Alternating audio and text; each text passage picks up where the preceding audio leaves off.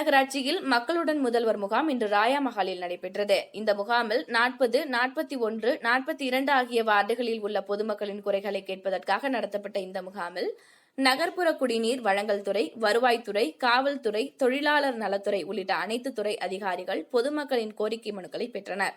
முகாமில் மின்சாரத்துறையிடம் பெயர் மாற்றம் குறித்த கோரிக்கை மனுவிற்கு உடனடியாக ஆணை வழங்கப்பட்டது. மின்வாரிய அதிகாரிகளுடன் மாநகராட்சி துணை மேயர் தமிழழகன் வழங்கினார்.